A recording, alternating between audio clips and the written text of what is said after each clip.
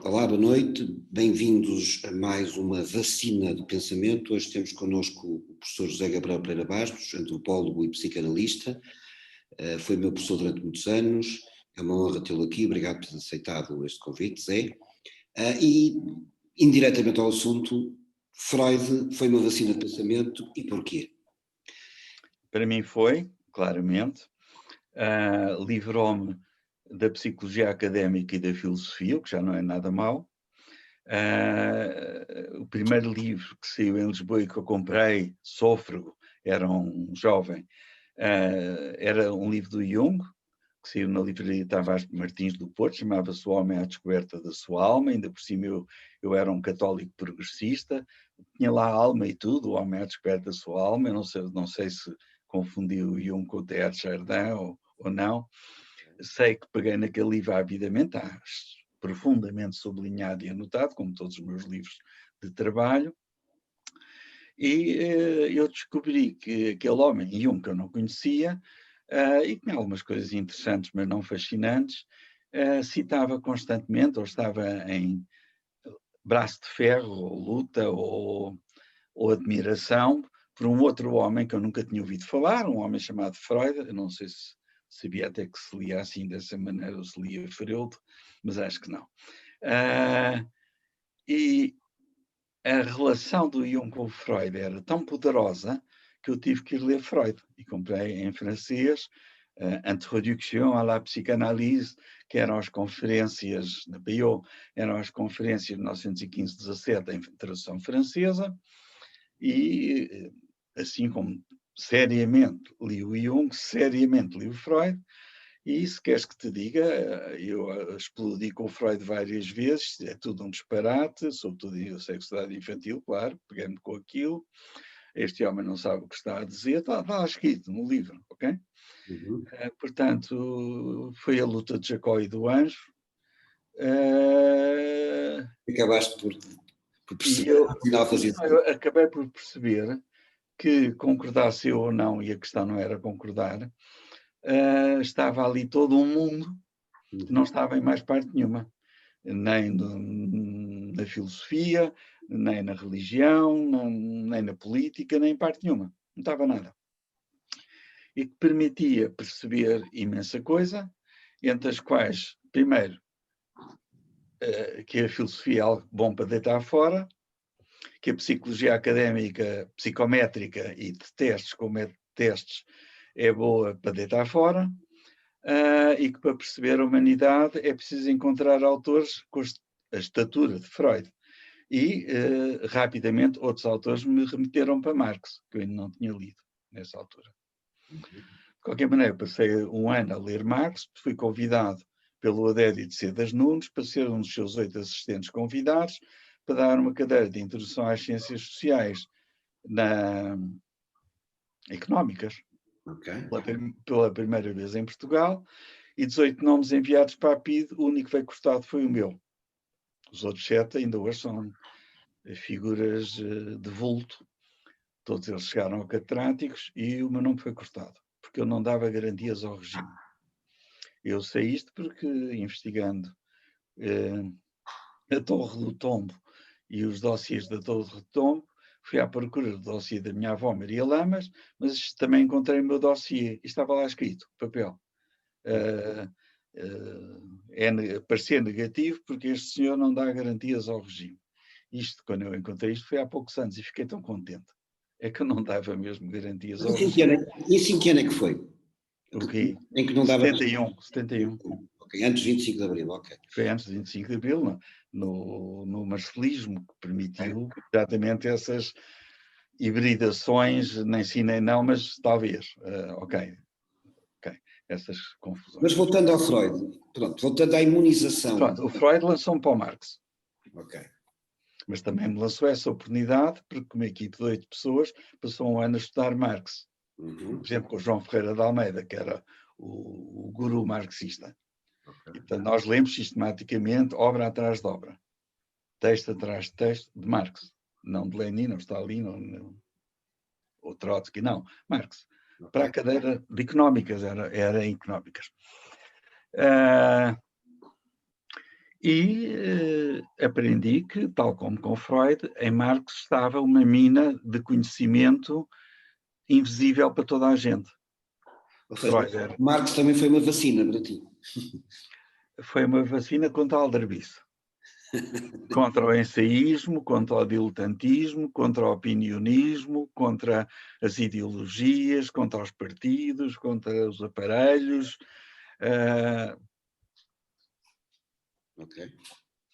Porque eu percebi, quer com Freud, a primeira coisa que eu percebi com Freud é que Freud não era a clínica e que ele passou a vida a dizê-lo. E a segunda coisa, que mesmo na clínica os psiquiatras não eram pessoas, ou médicos não eram pessoas indicadas para fazer clínicas a ninguém. E que as pessoas que eram indicadas eram as pessoas das ciências da cultura. Ciências sociais, ciências humanas, ciências da cultura. Sobretudo os que se interessavam pelo simbolismo, ou pelo simbolismo cultural. E havia uma enorme quantidade de pessoas que trabalharam com ele durante anos nisto. Depois percebi que Freud é exatamente o inverso da psicologia académica. Okay? Porque, primeiro, há uma descoberta do inconsciente, depois há uma descoberta da estratificação psíquica, todas essas descobertas têm a ver com a neurologia de que ele foi ponta de lança à época, ainda hoje. Neurólogos afirmam, em 2020, que ele ainda hoje está à frente das pessoas que em neurologia estão a tentar pesquisar, e é óbvio que está, porque as pessoas fazem o erro que é o localizacionismo. Como andam à procura de localizar tudo e mais alguma coisa e três botas, não localizam nada e não serve para nada, porque a mente é o inverso do localizacionismo. A mente é o associacionismo. E Freud. E é o funcionalismo, ok? Não posso explicar agora estes conceitos, senão demorava uma hora. Portanto, daí a associação livre, daí o sonho, daí a cultura, daí... Ok. Depois aprendi com Freud que não há indivíduos. Essa ideia que a psicologia é trabalhar a mente do indivíduo e eventualmente aconselhá-lo, ou fazê-lo chorar, ou manipulá-lo, ou um indivíduo, talvez no divã, talvez no sítio, aconselhá-lo fora do divã, ou ele e a mulher em aconselhamento conjugal, ou ele com os filhos, toda essa trapaça psicológica. Eu falo bem disto porque eu sou psicólogo de origem. Portanto, não estou a falar contra o outro, estou a falar contra os deste lado. E mais uma vez é sempre a mesma coisa. Sempre que tu vis um grupo ter sucesso, percebes que é um aparelho. Se percebes que é um aparelho, percebes que é uma aldrabice. Ou seja, a ciência desapareceu e transformou-se em algo que tem venda, algo que tem público, algo que é comercial, algo que permite ganhar dinheiro, algo que permite fazer congressos, organizações, revistas infinitas, todos os anos, 20 congressos, 30 revistas. É uma indústria, é uma indústria. Foi que se transformou também a psicanálise. A clínica. Não, a psicanálise não, a clínica. A clínica, estou a falar da clínica. E depois dessa clínica apareceram mais 170 psicoterapias, da dança, do balé, da filosofia, do toqueiras, do xadrez, mais 170, da leitura da palma da mão, da leitura do I Ching, o que tu queres, whatever. A disputar o mercado, porque há um mercado. Okay. Até para curandeiros africanos, que põem sempre papel no meu carro. Curandeiro africano. Basta ir a uma livraria para ver a secção de ajuda e sei lá mais o quê. Sim, então, hoje em dia não se consegue ler nada porque o mundo está cheio de livros de ajuda feitas por imbecis. Senhoras interessantíssimas, têm imenso para ajudar. Eu lembro de uma que eu passei com 10 valores, e que é uma pessoa importantíssima no mundo parapsicanalítico, isto é, parapsicanálise, e que vende 5, 10, 20, lidera. Okay. Quando eu fui minha aluna, eu, por favor, não lhe dei 9, dei-lhe 10, mas não... Se calhar estás arrependido. Bem, voltando não, nunca estou. Não, nunca estou. Eu nunca fui um avaliador, nunca quis avaliar. E só chumbei aldrabões. Não... Mas voltemos às vacinas, que é isso que nos interessa. Vacina, Freud e Marx. Então vamos pôr assim, a vacina chama-se ciência. Ok. As ciências, a física, a química, as ciências duras, não se prestam ao que eu estou a dizer. As ciências sociais e humanas prestam-se ao que eu estou a dizer, até porque antes delas nascerem já existiam aparelhos que não as queriam perder. Portanto, hoje há muitos padres psicanalistas, muitos padres psicólogos, muitos psicólogos padres, muitos tudo gestor. Bom, essas disciplinas transformaram-se em auxiliares da gestão económica, partidária e política. Fazem marketing, auxiliam empresas a fazer marketing, a vender produtos, ok? Auxiliam partidos a ganhar ou a perder eleições, mas tentam não perder muito. Fazem aconselhamento do Trump, fazem aconselhamento do Biden, fazem aconselhamento do Bolsonaro e dos outros, aconselham toda a gente. Em Portugal aconselharam todas as eleições que se fizeram cá e aconselham. Pronto. Temos pessoas que fazem aconselhamento, ou seja, não fazem nada. Que não fazem nada que seja ciência, e tudo que sai da boca deles é opinionismo mais ou menos fundado numa coisa que também não é ciência, que se chama estatística, que é uma ferramenta da gestão. Mas não é ciência, não é? Bom, e fazem uma coisa a que eles chamam de descrição. Para mal dos meus pecados, os primeiros que o fizeram foram os antropólogos. Não há nenhuma descrição, não é possível descrever nada. Isso é um disparate. A descrição não é nenhum método. O próprio trabalho de campo só funciona bem quando só lá vai um antropólogo. Quando vai o segundo e o terceiro, diz tudo o que os outros disseram. A começar pelo Malinowski, que andou a dizer que os Strobriandeses não sabiam como é que era o nascimento dos bebés, como os nossos filhos de 3 anos. Era bom, porque aquilo era neo-evolucionista. Não sabiam.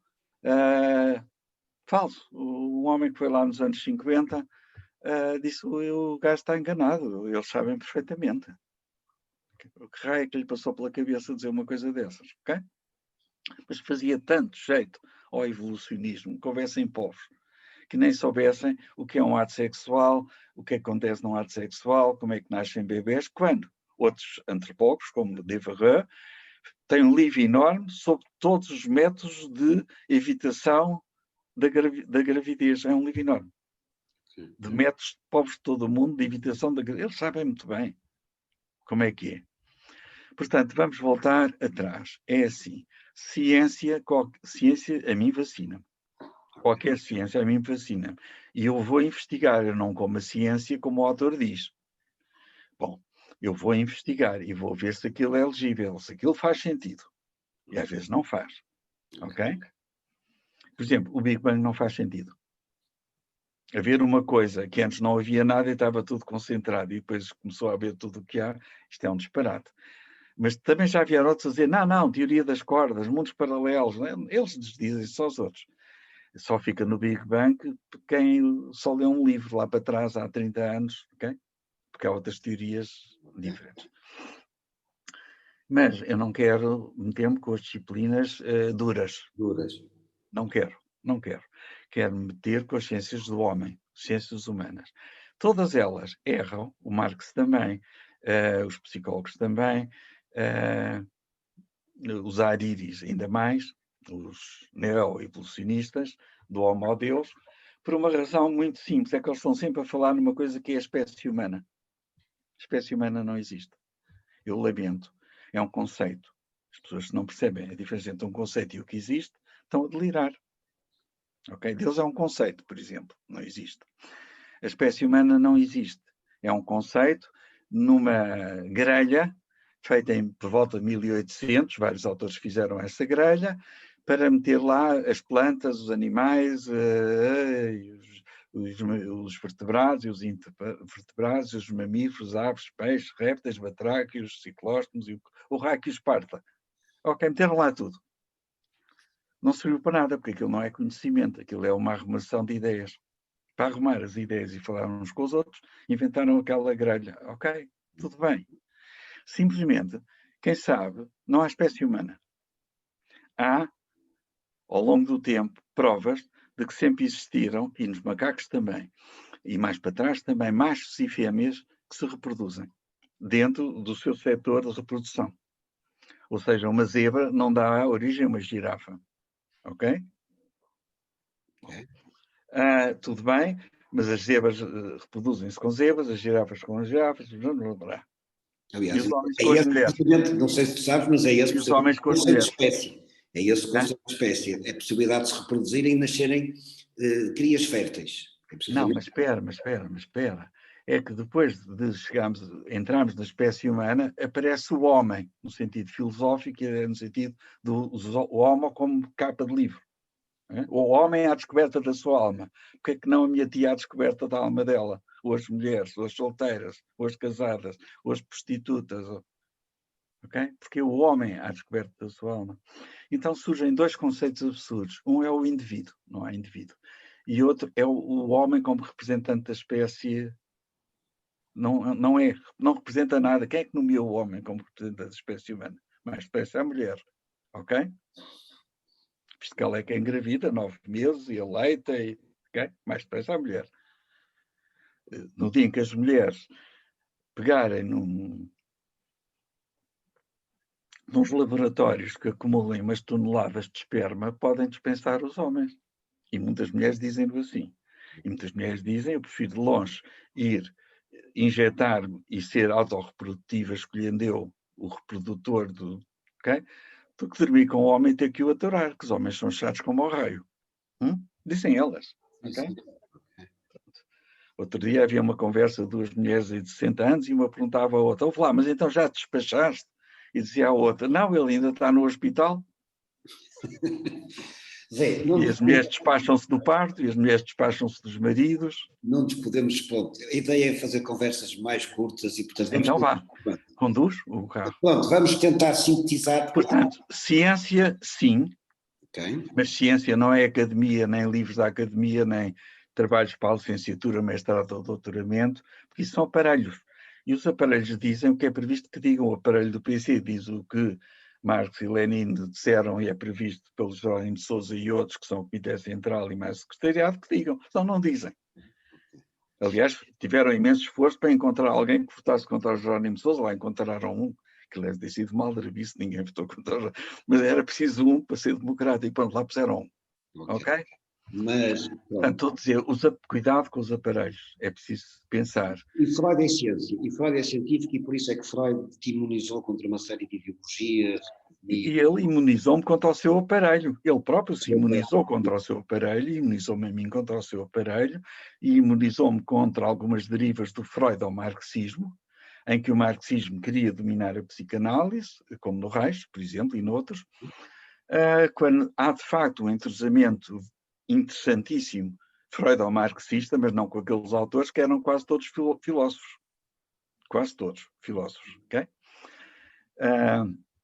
Como Marcuse, o Herbert Marcuse, um filósofo. Freud-marxista, só disse disparados. Aquilo é tudo disparatado, ok?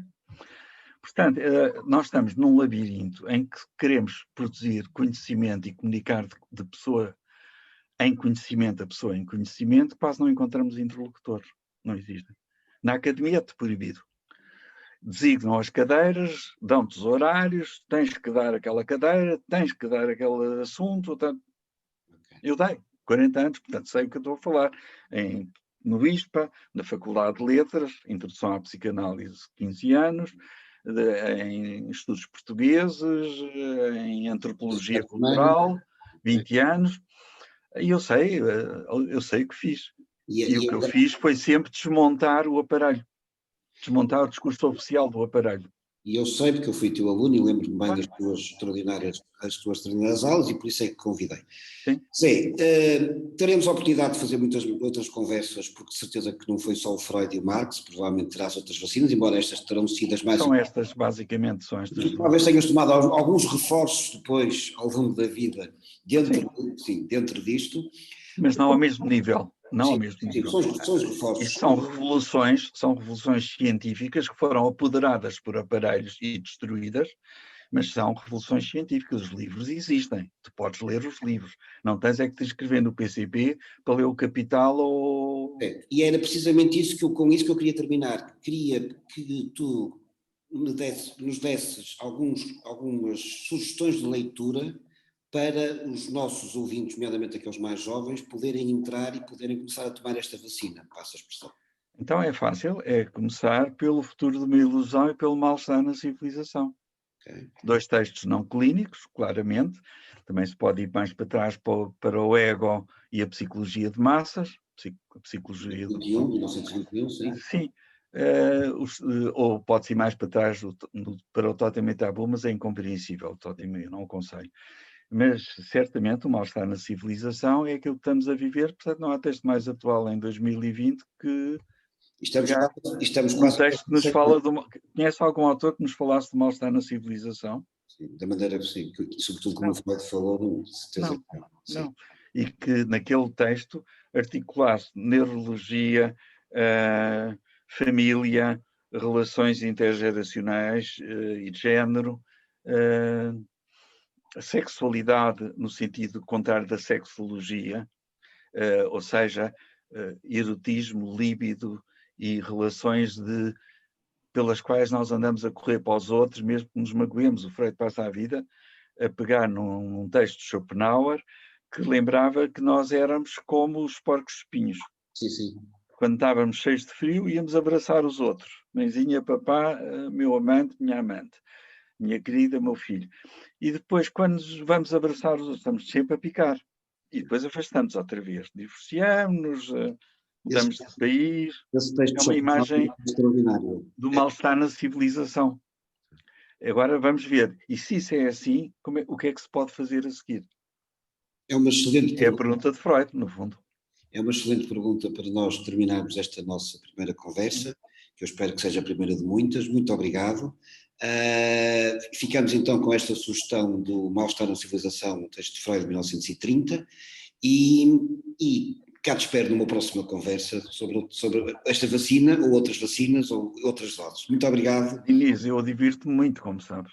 Eu sei, e eu divirto-me também muito a ouvir-te falar. Claro. É sempre um prazer enorme voltar a ter aulas contigo. Obrigadíssimo, José Gabriel. Um grande abraço, fica bem.